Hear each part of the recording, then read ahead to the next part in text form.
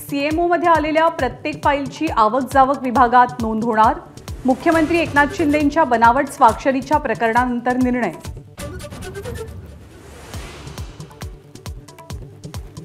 गेल्या आठवड्यात 250 पेक्षा अधिक जीआर काढल्यावरनं सामनातनं जोरदार टीका। अखेरचा हात मारण्यासाठी खोके सरकार कामाला लागलं, अग्रलेखातनं आरोप।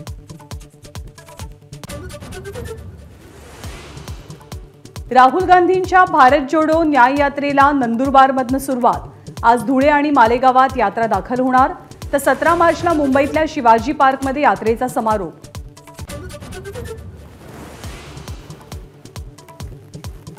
लोकसभेसाठी अजित पवारांना केवळ 4 जागांवर समाधान मानावं लागेल, रोहित पवार यांचं खोचक वक्तव्य।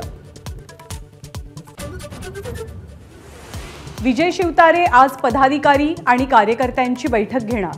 बारामतीमधनं निवडणूक लढवायची का यावरती चर्चा करणार। एनडीएचा भाग असूनही भाजप आम्हाला विचारात घेत नाही, आम्ही स्वतंत्र निवडणूक लढवण्याच्या तयारीत, 300 उमेदवार रिंगणामध्ये उतरवणार, बच्चू कडूंचं आव्हान। लोकसभेसाठी भाजपची दुसरी यादी आज जाहीर होण्याची शक्यता।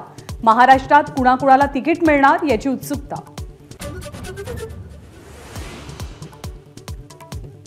लोकसभा निवडणूक लढवण्याची सुधीर मुनगंटीवारांना भीती।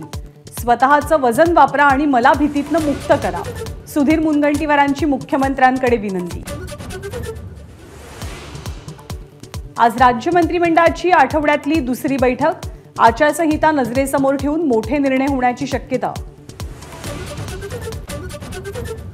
गुजरातमधल्या पोरबंदर जवळ 450 कोटींचा ड्रग जप्त, 6 पाकिस्तानी नागरिकांना अटक। मुंबईतल्या कोस्टल रोडची वेळ बदलली, सकाळी 9 ते संध्याकाळी 5 वाजेपर्यंत खुला असेल कोस्टल रोड। एबीपी माझा, उघडा डोळे बघा नीट।